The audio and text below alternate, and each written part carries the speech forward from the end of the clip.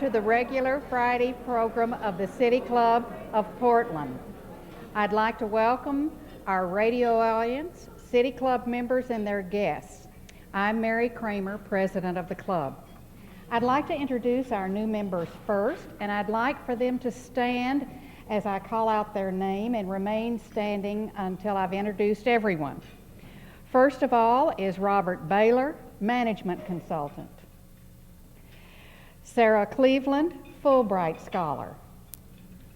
Dean Gunnerman, Assistant Vice President, Federal Reserve Bank. And Margaret Whaler, Assistant Vice President, First Interstate.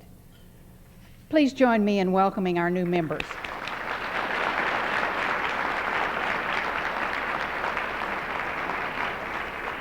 We're very glad to have you with us, and we'd like to thank City Club members Robert McMenamin, Roxanne Nelson, Jim Norland, Dave Olson, and Susan Robertson for helping bring these members to the club. A few announcements. On Wednesday, March 6th, we have an open forum, High Skills, High Wages, Workforce Preparation for the 21st Century. This is the second in a three-part series on public education, Everybody's Business, sponsored by our Education Standing Committee. Panel members for this open forum are Jim Wersing, Program Coordinator and teacher from Roosevelt High School, Mike Kale, Deputy Commissioner, Bureau of Labor and Industries, Dave Squire, Director of Engineering at InFocus Systems, and they will discuss school-to-work strategies for students who are delaying going to four-year colleges. This open forum will meet at noon at 2 World Trade Center, 25 Salmon, Plaza Room, ground floor, and it's free and open to the public. This particular open forum will be repeated. It will be also that same day from 7 to 8:30 p.m. at Portland Public Schools, 501 North Dixon, Blanchard Education Service Center. On Thursday, March 7th, we have another open forum. It's not an open forum, my mistake, it's a science breakfast entitled Our Disappearing Rainforest.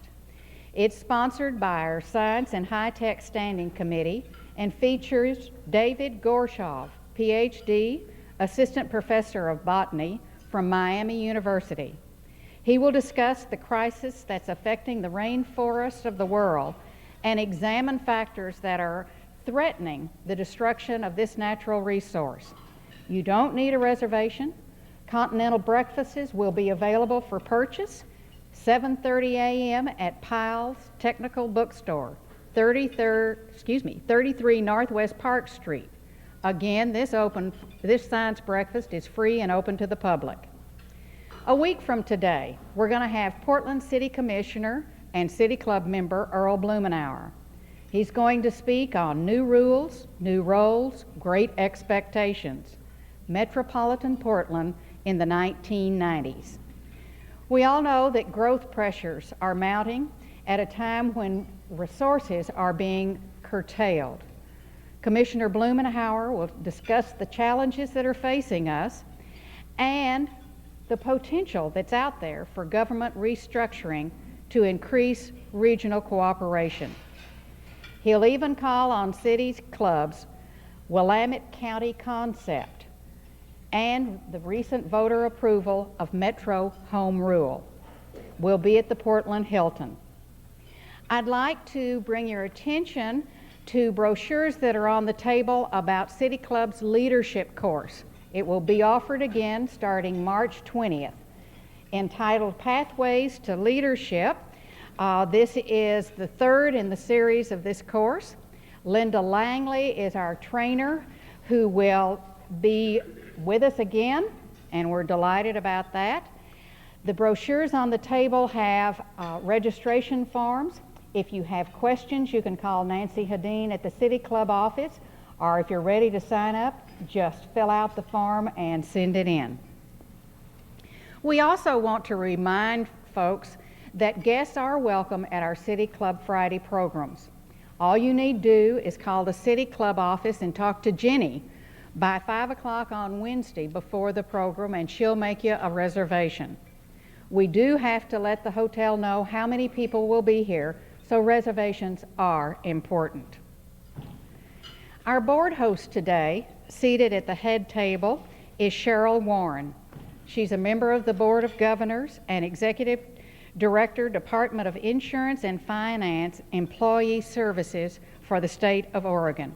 She has the privilege of asking the first question.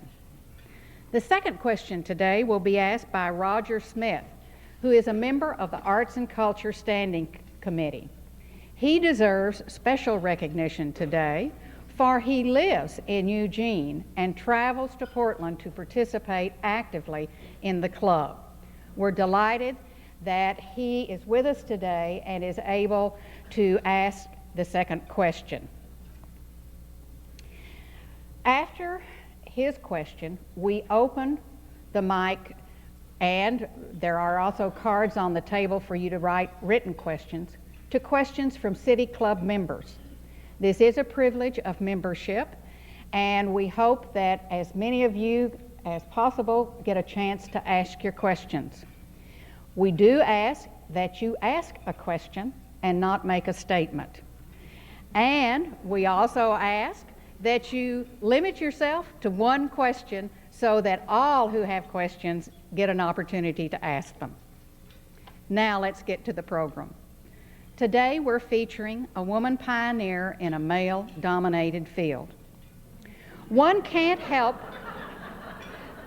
but wonder what it's like to be a conductor. Each of us probably has our own fantasies. To get a brief glimpse, I turned to my quotation books and looked up conductors, and I have a brief sampling of quotes for you today.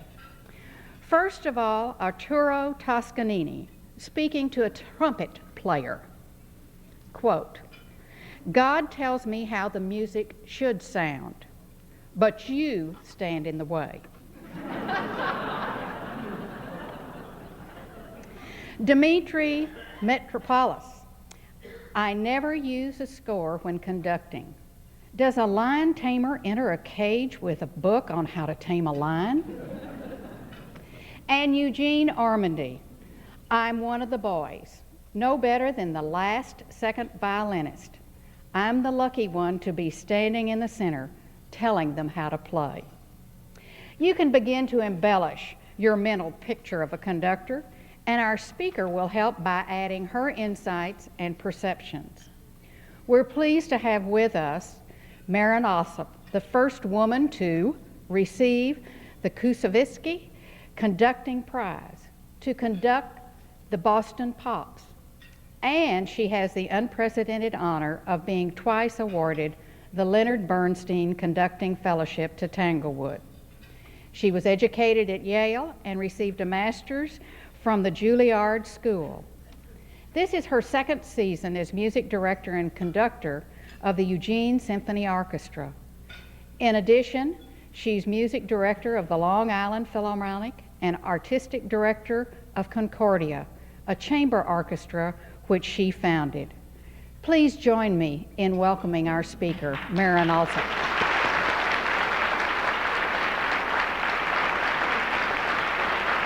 Thank you.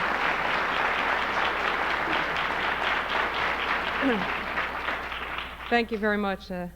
Of course, when I was invited to speak, I said I should have spoken to whoever was taking notes directly, I suppose, but through someone else, I said, I'll talk about any subject except what it's like to be a woman in a male-dominated field.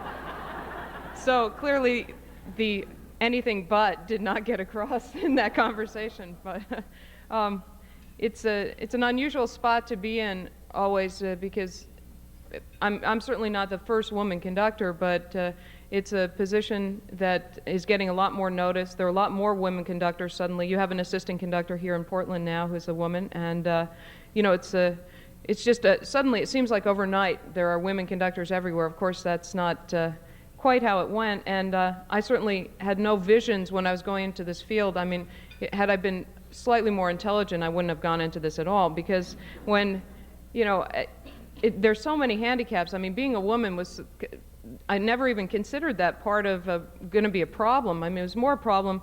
You'd never have an instrument to practice on. I mean, just think about it. Mostly I sit in a room all by myself imagining what it would be like for 100 people to be there with me. That's basically how it goes. So I've just been kind of thrust into this position of being a woman conductor, and there are a couple choices. I can either ignore the question entirely. It's one of the questions. It used to be the first question that interviewers would ask me, and now it's about number 7. So I think that's tremendous progress, don't you? You know, I try to treat it in my own sort of morbid way. Recently, I made my debut with the Philadelphia Orchestra, and in the paper there, they had some articles about my debut, and the headlines, they seemed very large. It said, "Woman to conduct Philadelphia Orchestra." And then for the review, it said, "Woman conducted Philadelphia Orchestra."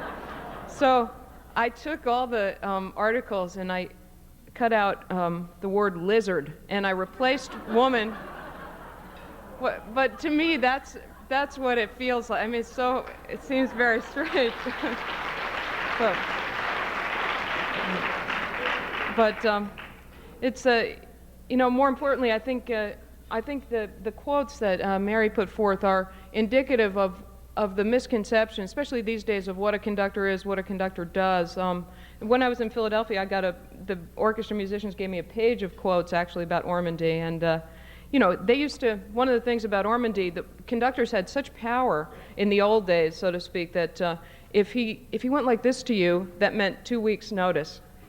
You're out. 2 weeks, you're out. So the musicians always play like this. They never look up because they don't want to get the, you know, the fingers, so to speak. I was wondering why they didn't look up. You know, I thought it was just me, but that's an interesting question that people ask me often. Well, what are you doing? You know, they never look at you. The musicians, they just play, and you seem to be standing there waving your arms. Well, I tell everyone that, believe me, when something goes wrong, they all look at you. Suddenly, 100 eyeballs. But what is really the role of the conductor in this day and age? It's not this.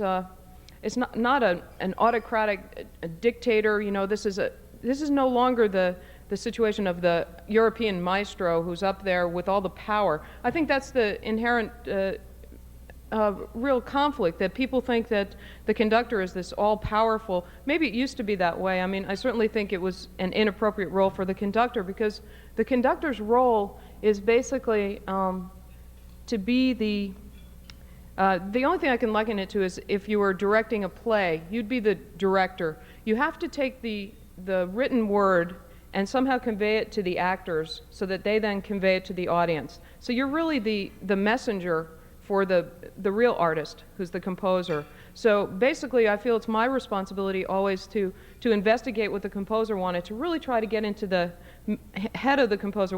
If it's Tchaikovsky, I try to read a lot of biographies. I try to really feel as though when I'm sitting in that room by myself, at least there's one other person there, and that's Tchaikovsky or whoever it is I'm studying, and try to get into their brain and why they wrote the piece and what each note means. You know, it's just a different language. Music is just like language. It's only a different form. And so that's really the role of the conductor. And so then, of course, I think you have to be the ultimate sort of conniver and manipulator, too, because then you have to very nicely convince 100 people that the way you believe this piece has to go is the way it's definitely going to go. And then you have to convince them so much that they convince 2,000 people in the audience or 1 million people on the television, whatever it is, that indeed that was the way that the piece went. So the days of really standing there and saying, well, God spoke to me last night, I mean, if I said that, that would be it for sure. I mean, they come with the net these days. They wouldn't.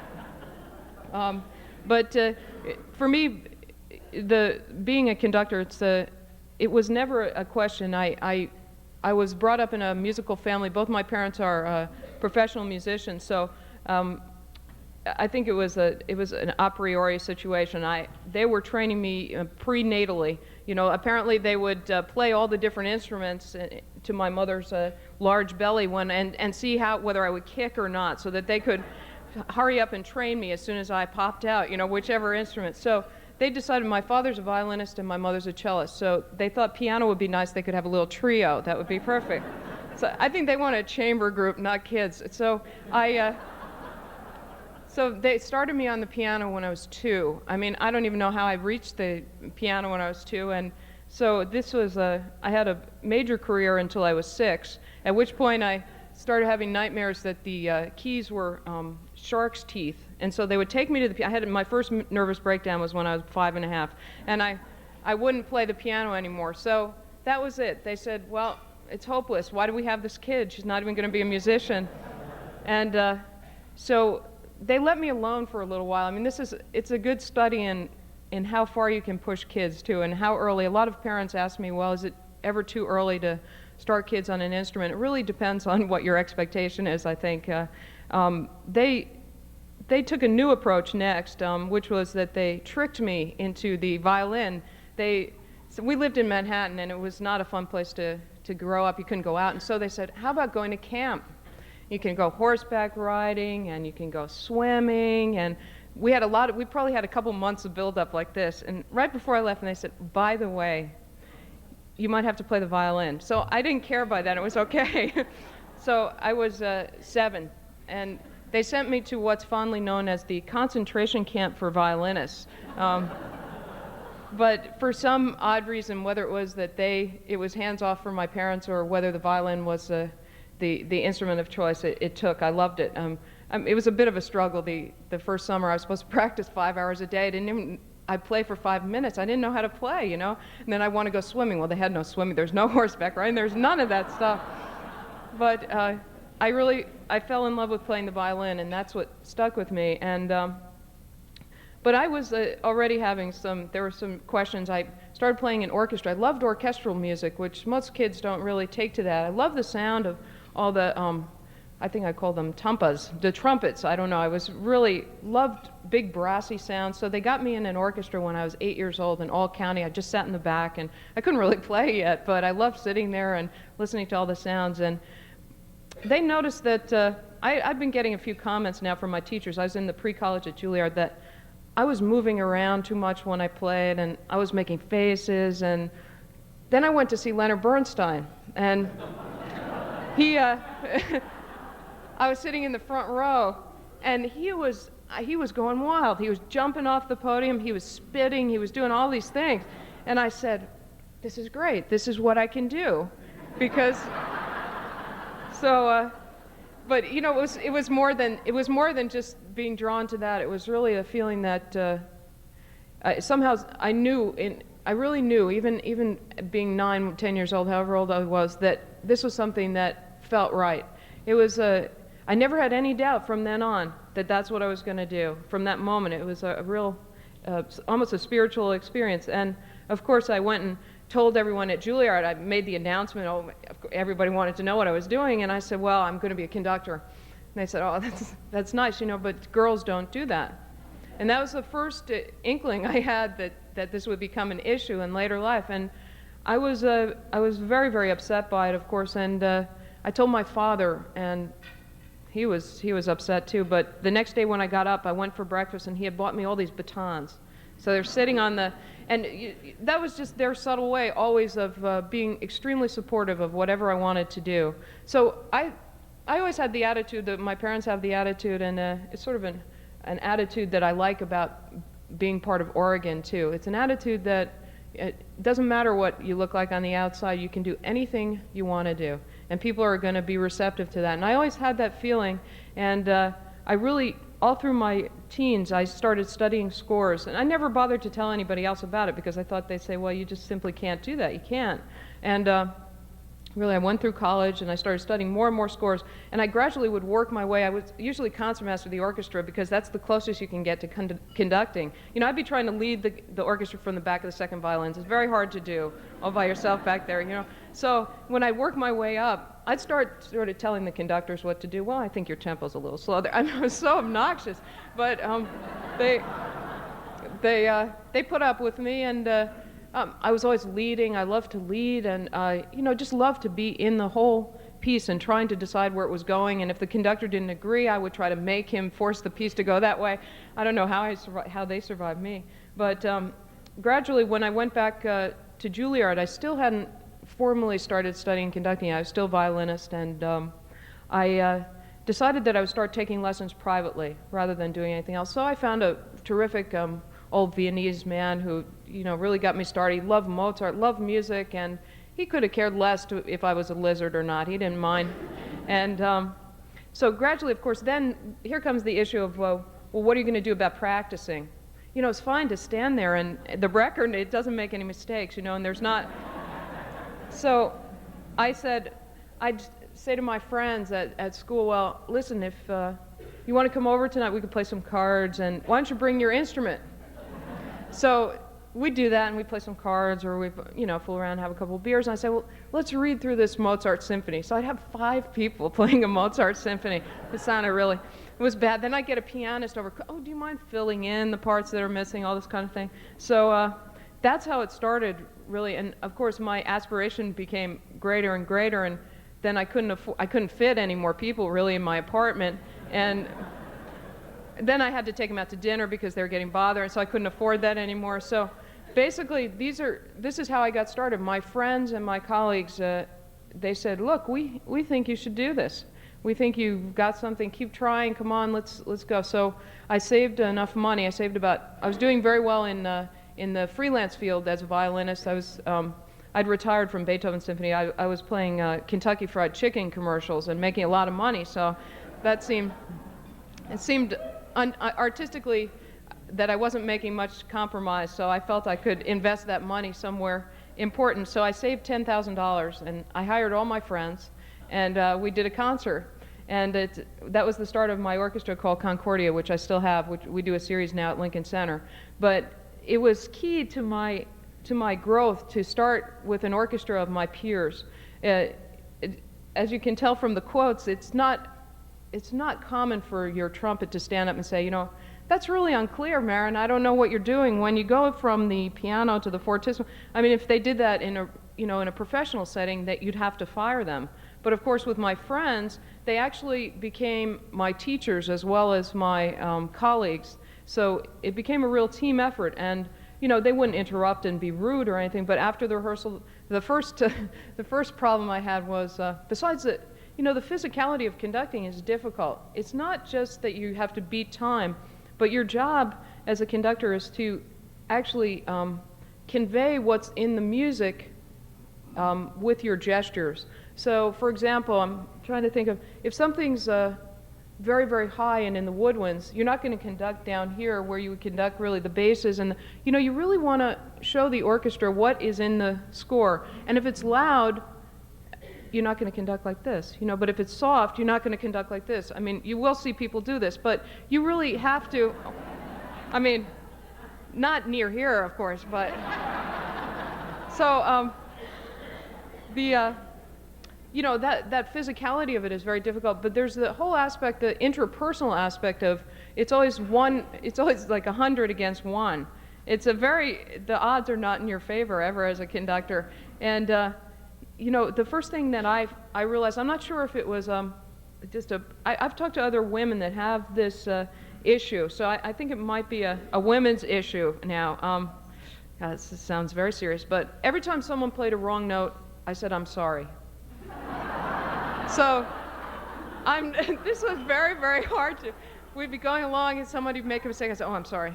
And this took me a long time to get, just habitual things like that, the way you respond to people. It would be very hard for me to go to, give the brass one of these really big fortissimo chords, and I go like that, and then I'd look away because I'd be, it was just, for me personally, those were hard things to do, where you just say, you're wrong, that's it. Play loud, that's it. Just to be very authoritative in that way toward people. So this learning experience with my friends, and they still tell me what's wrong, and now I yell at them back, but it's a great situation to be in, really. And for a conductor, I don't know exactly how this all happened. It was very sudden. I couldn't get anybody to look at me. I couldn't get a job. I couldn't even get an audition as a conductor. First of all, I couldn't get into school. I shouldn't tell these stories probably, right? It's going to ruin my... But I auditioned, my first audition for Juilliard. Now, you have to remember, I went to Juilliard from when I was 8 years old, right? I took a break for a couple years, and then I went back, got my master's. So I applied for the school in 1981, and they sent me a form letter that said my academic credentials did not meet their standards. So this became an issue. I couldn't quite figure that out. I didn't give up though. So my next audition, again for Juilliard, I got to the finals even. It was very exciting. And in the finals, what they do is to tell if you have a good ear, they plant all these. It's like a minefield. They plant wrong notes. So you're going along, everything's sounding up, and then you get a big, huge gaping wrong note. So you're very busy fixing wrong notes. So finally, toward the end of it, I made some terrible joke. I don't know what it was, and the orchestra got really excited, and they started laughing and clapping. So they threw me out. That was it. That was the end of the audition. Thank you very much, Miss Alsop. That'll be quite enough. And so I didn't give up. I decided one more try. 3 strikes and you're out. So my very last time I went, and there was a new conducting teacher by this time. Each time was a new conducting department. And so this was a gentleman, very, very famous conducting teacher, and he's of the old school, which means that before you conduct the orchestra, you have to take an 8-hour test. Well, I made it past the test. That was good. And then you have to play piano. You remember piano, right? Me and piano. So he brings in a score, and you have all these transposing instruments. Now, transposing instruments, you see the notes, but that's not what they sound. When the instrument is played, if you see a C, it actually sounds an F. So you have to not only be able to see all the notes, but you have to know what they're sounding. So he gave me something with like 45 horns. I don't know what they were. So many horns I couldn't. And he said, could you play it? Well, it sounded just, I was all elbows. That was it. He said, well, thank you very much. You can't be a conductor. So I decided I would just forget going that way because I knew I had to be a conductor. So that's when I started the orchestra, and that's really when I started learning how to conduct. As soon as I decided I just couldn't possibly go to school and pursue this. But really what happened for me was I still couldn't, I keep a file of letters. I guess everybody gets this, but for conductors, you have to remember for every job opening, there's probably 300 applicants. Maybe that's the same in every profession these days, but it can be very, very, very tough. And I have a file of, thank you very much, we have very many strong candidates, but I keep them because I think it's important to remember that it was only 3 years ago that I was in that spot, and things change very, very dramatically. And what happened for me was I auditioned for Tanglewood, which is basically the place that all young conductors want to go. It's the place where Leonard Bernstein got trained, and Seiji Ozawa, and all these people. And it took me 5 years to get an audition for Tanglewood. That's the first thing. They look at your videotape, and I'm still to this day convinced that the reason I got an audition was because my application was late, and they called to yell at me.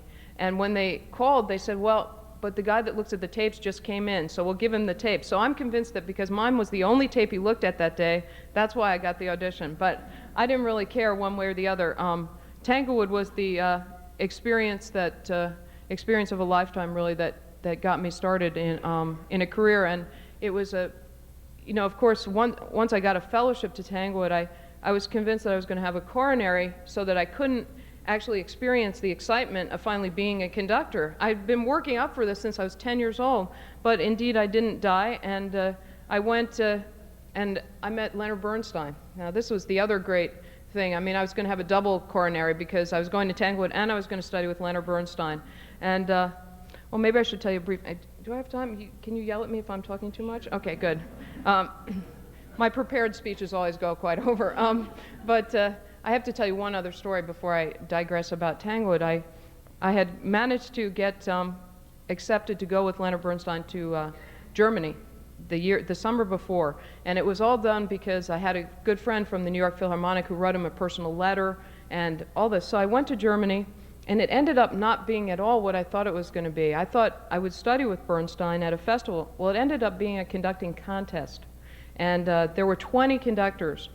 And what happened was first of all, he was 5 hours late, and the TV cameras were rolling, everything. I was the only woman.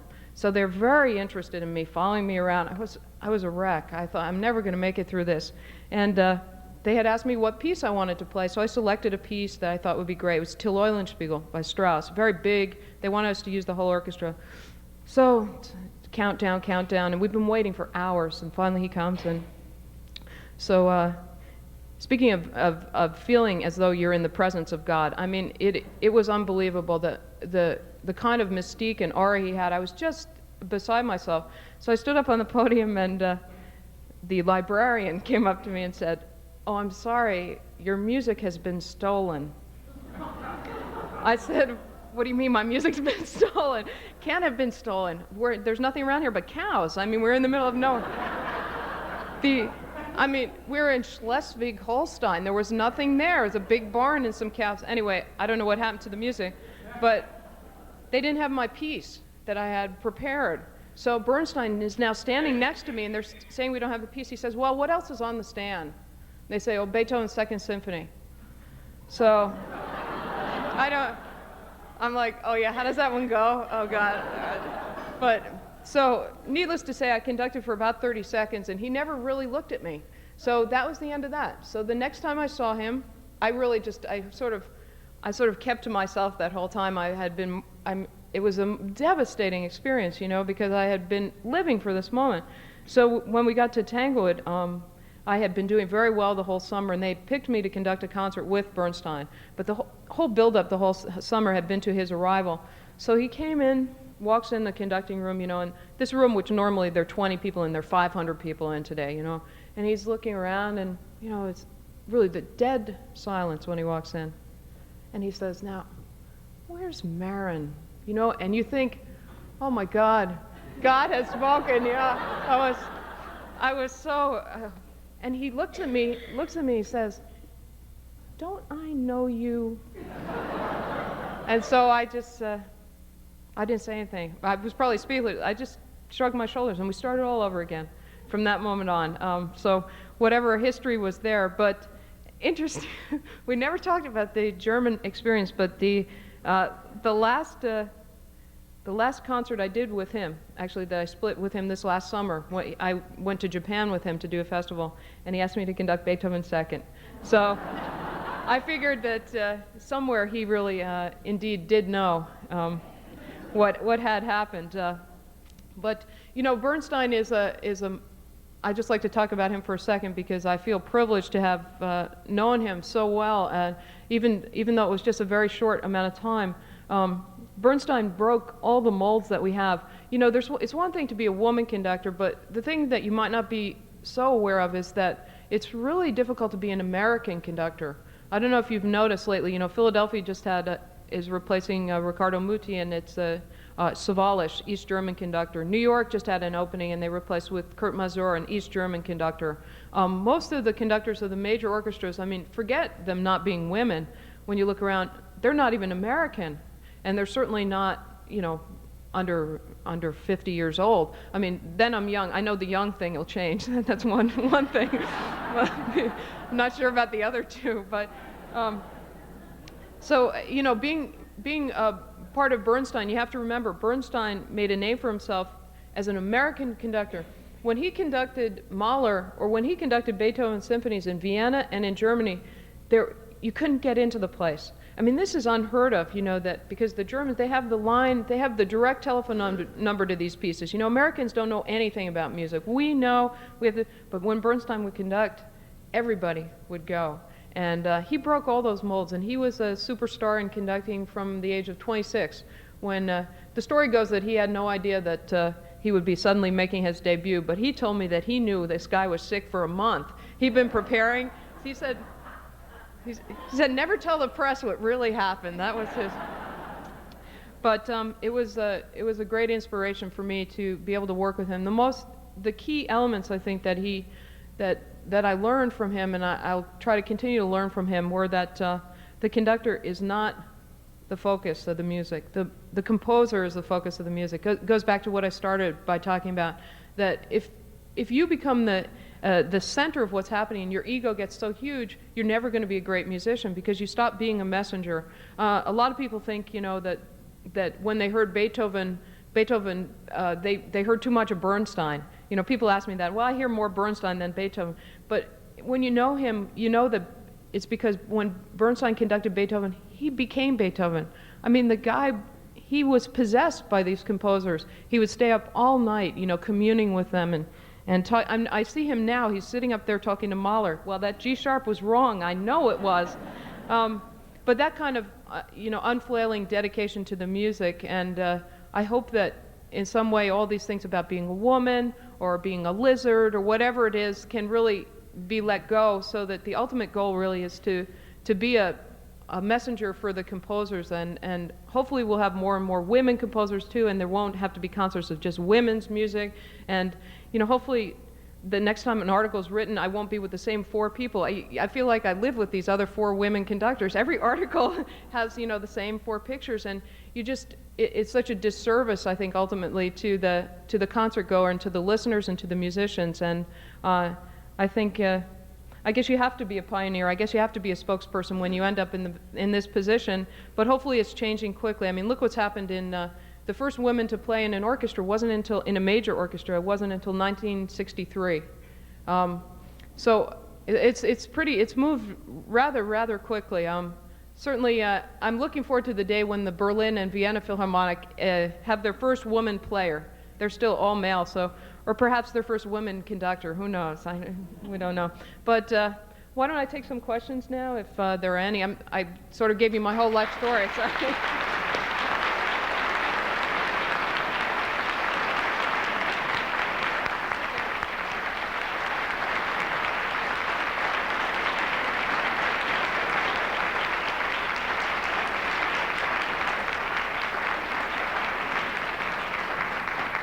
Cheryl Warren, member of the Board of Governors, has the privilege of the first question. Cheryl? That was delightful, Marin. And what I would like to ask you is, in your position as a music director, how do you go about the task of deciding what the season's program will look like, and determining the balance between what those of us lay persons would call a safe program as opposed to a higher risk program? Those high risk programs, yeah. It's interesting, especially my experience in Eugene, which I can share with you. What I like to do, I think one of the problems inherent in America is that we don't take enough stock of what we have produced artistically that's great. There is some great American music, and I think we have to start promoting our own music first. So I try to put at least a small American piece on every program. You know, I figure also I'll get more jobs that way. I don't think they're going to want me to conduct Beethoven, but maybe Christopher Rouse they'd like me to conduct, an American composer. But basically what I do is I try to select a wide variety of standard repertoire, you know, the Tchaikovsky 4, but then I try to go for a Bartók Concerto for Orchestra, big pieces that people know but are really varied. And I try to do a little bit of American music on every program. My experience has been that, well, in Eugene, I think it's a unique situation. I like to talk to the audience especially before the contemporary pieces, and you know, at least make a couple jokes about the music, or introduce them to a few of the themes in the pieces. I think it's just a situation that you don't feel you understand the language, and it gets very tiring to sit through a whole piece of something you don't know what's going on. So if I can give them a few words, people can start building the sentences, and I think it's worked very successfully in Eugene, so successfully that when I did Eroica last week, at least 30 people came up to me and said, well, that was very nice, but we like the contemporary music better. So, yeah, oh, great, one. But, so I try to really mix it up. I feel that if you start programming for safety, or for an audience's safety, you lose all the excitement of what music is. But hopefully when you program pieces that are old, you can bring, I think Americans can bring a freshness to this music too, a freshness to the Beethovens and to the Tchaikovskys that people who have grown up in that tradition might not have. So hopefully, how's that? I feel like I'm interviewing for a job. This is how they do it. They have almost as many people as are in this room sit in on the luncheons. Yeah. Roger Smith has the privilege of the second question. Marin, I noticed in I think about 3 or 4 weeks ago, Northwest Magazine had a feature article on you. And it referred to you as chip off the Bernstein block, as I recall the words. You saw that article, I presume. I have 400 copies of it.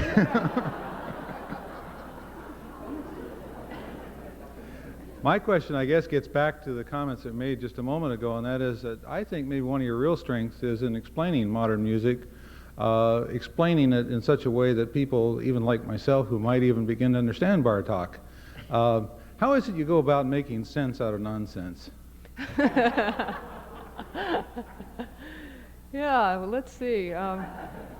You know, it's fun for me to do that, though, because I've noticed that even, you know, the audiences, when they come up and talk to me about, when they mention my speaking, they say, oh, well, you know, I'm not really well trained, and so the speaking helps me. But what you don't know is the musicians come up and they say, oh, you know, I didn't know that. And I think you have to understand that a lot of people, hopefully, if I've done my job well, I know what's going on. Next to the composer, I know I'm the most knowledgeable about this piece.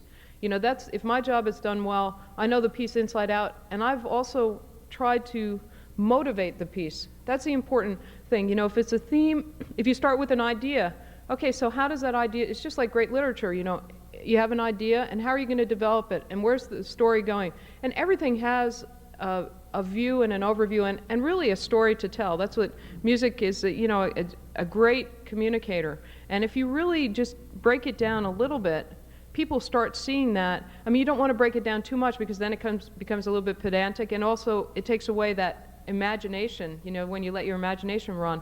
But that's why the arts are so great. That's why music can be such an uplifting experience, because, you know, unlike TV, unlike all these things that are, you know, what you see, unlike CDs too, live performance it's an experience of the moment, and it's something that can really let your imagination wild.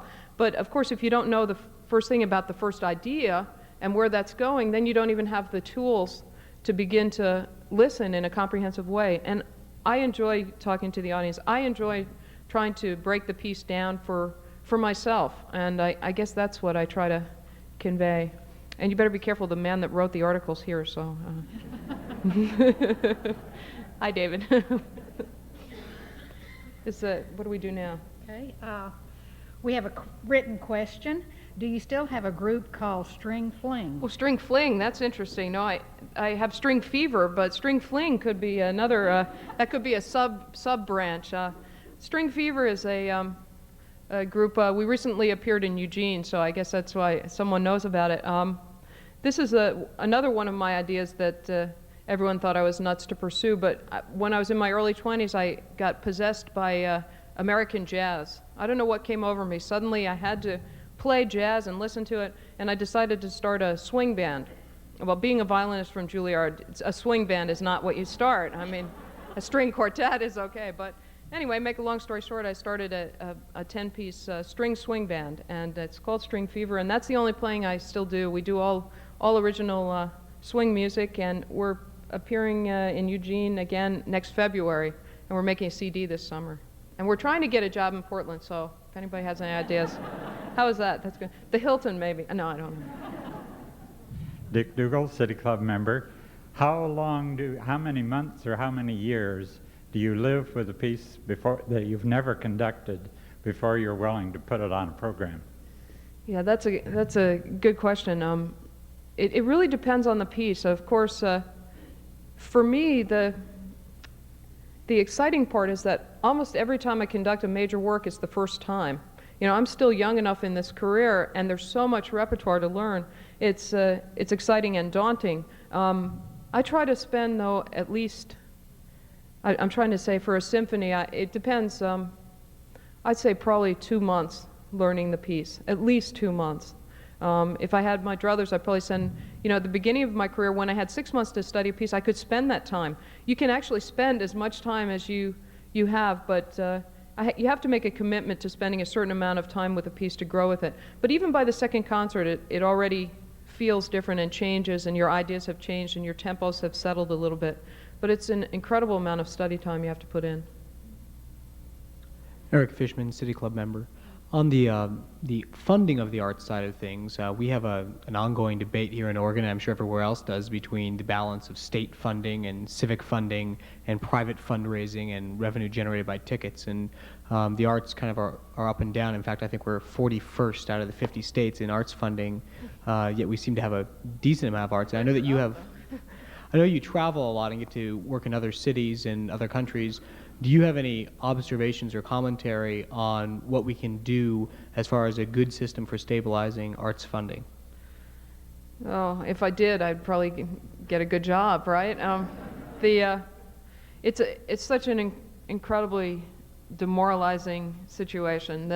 In New York State, which is where my other two organizations are located, Mario Cuomo just proposed to cut the State Council on the Arts, which was quite minimal, by 57%. And that will really essentially eliminate a lot of our funding, a lot of our arts organizations. I've decided that we can't depend on, I think it's a blessing and a curse, you know, it's two sides, but I've decided that the way to go, dare I say this? The way to go is for profit now. See, I've decided that arts can no longer be a fringe benefit, and artists can no longer beg for money. I'm so tired of groveling for every dime from people when really what we're trying to do is be a part of the creative spirit, the spark that makes America special, that makes human beings special. And I think we have to start expecting to be paid for this rather than being donated to.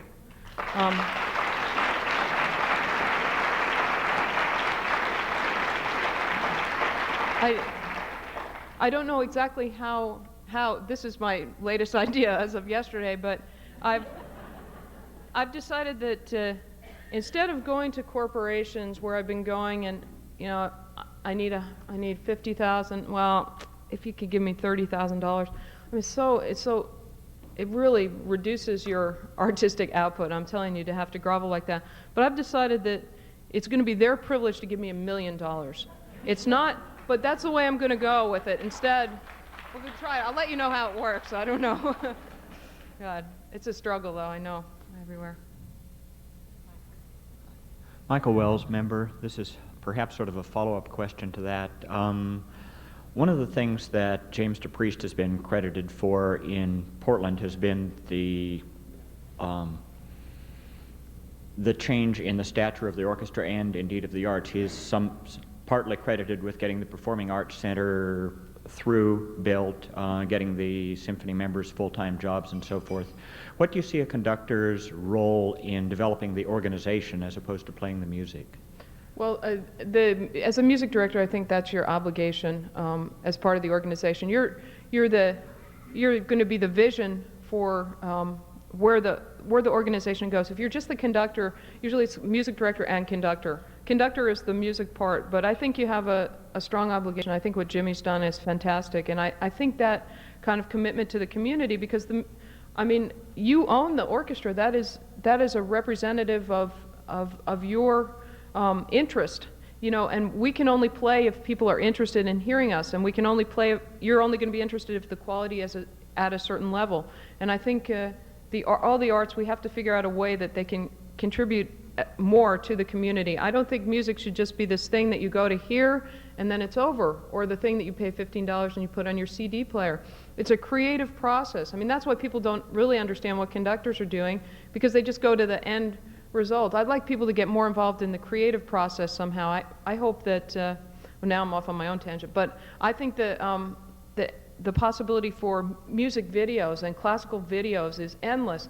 And, you know, it doesn't have to be, oh, now here come the French horns. I mean, I fall asleep during those things. It's really, oh, I know the clarinet, and here we go. You know, that kind of stuff is not what music's about. It's how is the piece put together, and what is going on here, and what's the interaction of all these people, because it's really a microcosm of existence, you know, how the teamwork that's involved, all this kind of stuff. Of course, now I'm off on my own thing, but I do think that as music director, you have an obligation to as in any job, you have an obligation to do as much as you possibly can. I like being involved in every aspect of the orchestra. I enjoy the looking at the brochure copy. I like to see what the image is of the orchestra that we're putting out. You know, I like to see that. I like to talk to people, so I like to do previews, or I like to get as involved in the community as I can. So so does Jimmy, I think, and that's clearly why things got done. And you see, it's a direct result. People get very, very excited. So I think as much as the music director can do before it impinges on their study time, which of course it always does. But Hi, Willie Gilliland, City Club member. I've had the privilege of hearing a couple concerts that you've conducted down in Eugene, and they're very good. I recommend them. Hopefully I'll get down on the 7th to see your next concert. Should I pay you now? That was good, right? I'm wondering about your, you've talked a bit about 20th century music, and I'm wondering about your obligation, or do you feel an obligation to program contemporary music, contemporary American music? And how does that go over in Eugene? It's kind of odd to hear that 20th century is still contemporary music. You know, pretty soon 20th century is going to be the last century.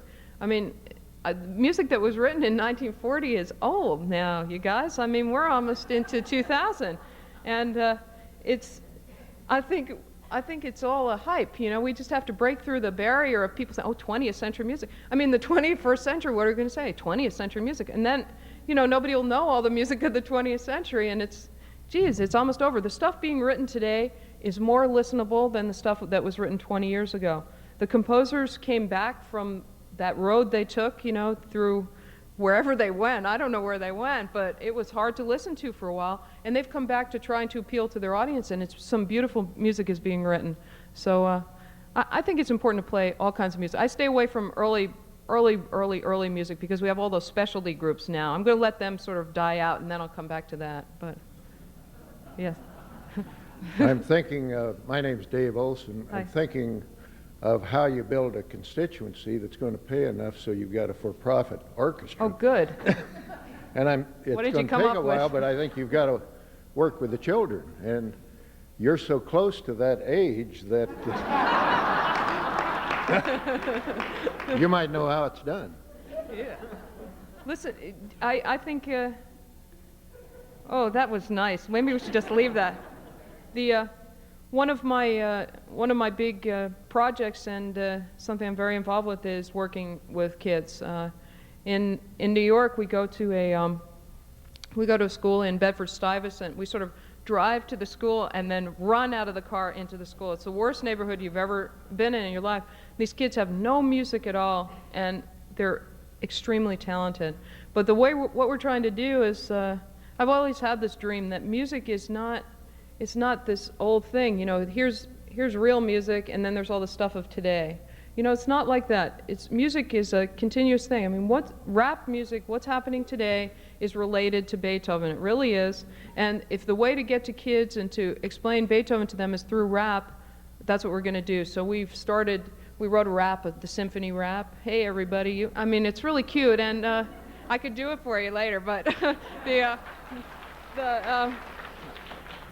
you know, and we have all these kids doing the symphony rap, and so then we'd bring them to the rehearsal, and they've already done the rap about the flute, you know, and the oboe sounds like he's got a cold in his nose. You know, we've written all these things out, and then they come and meet the orchestra, and it's such it's a really rewarding experience. I mean, the kids love music, and by the way, kids love contemporary music. Kids are the ones, they like anything new kinds of sounds.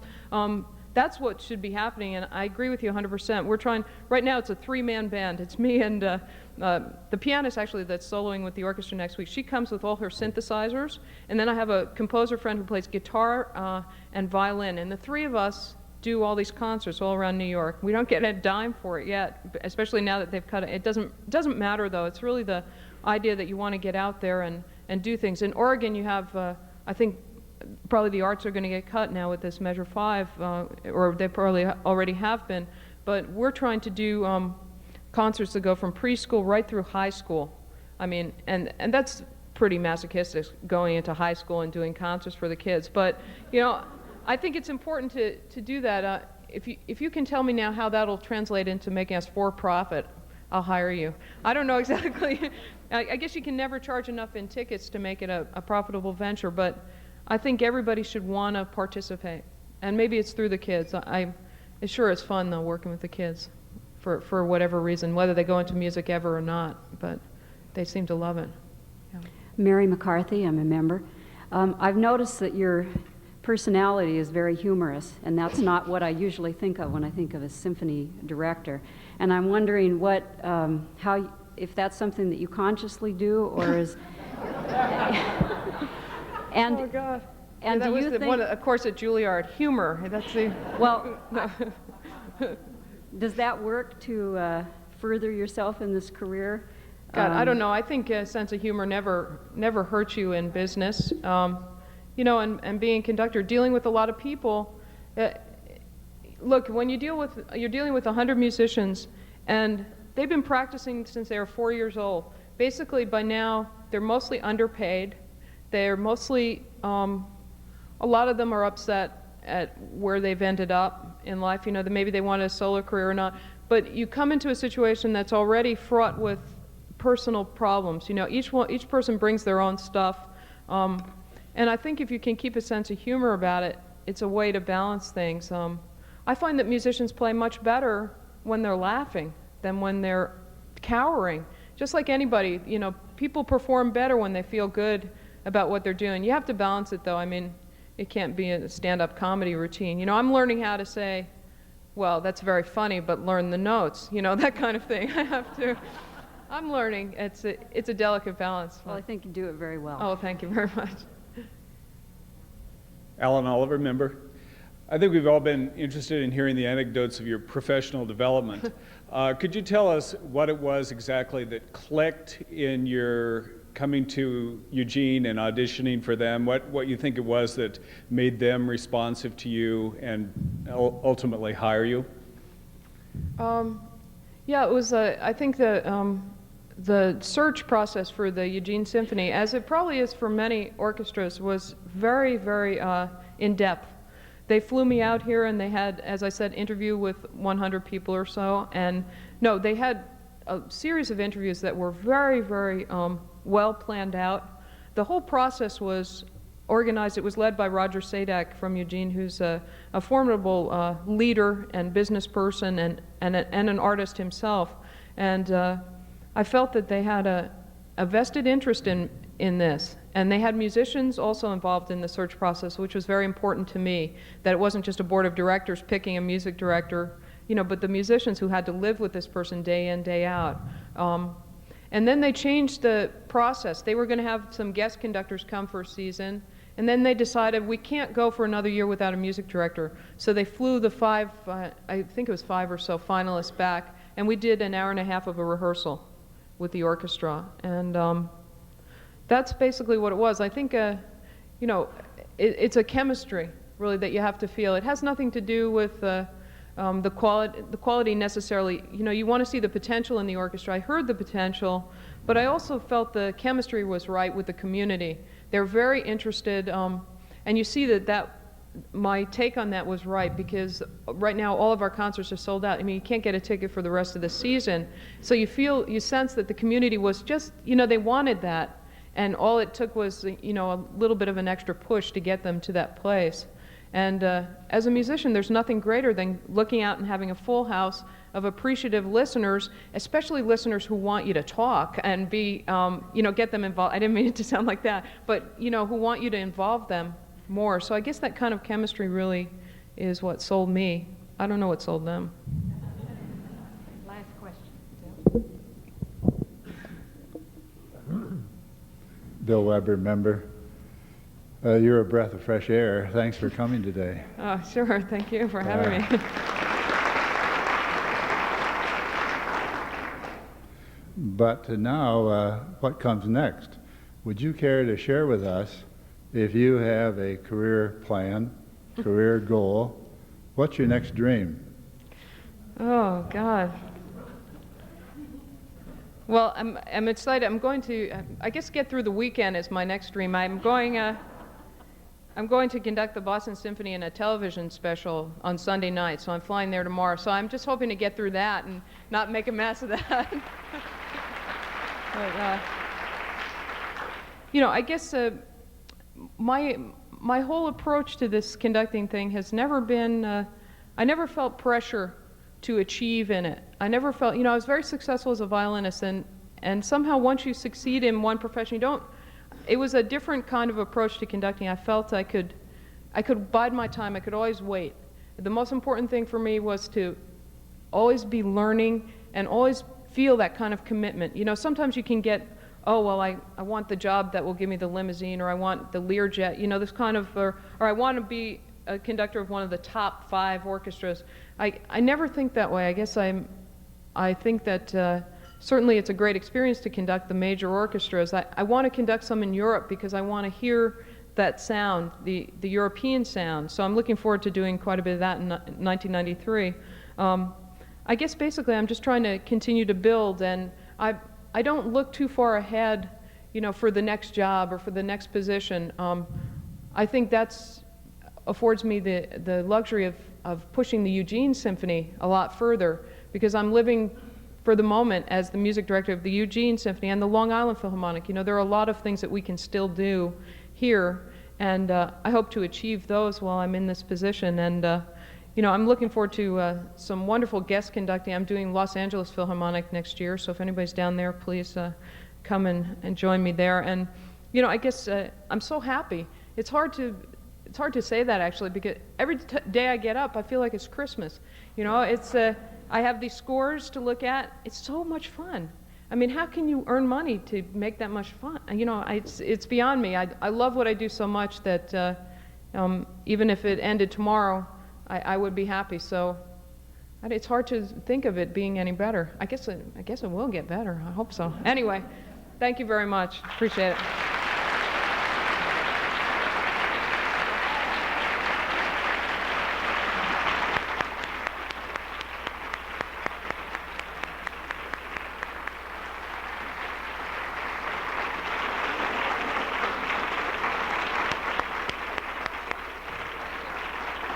We are adjourned.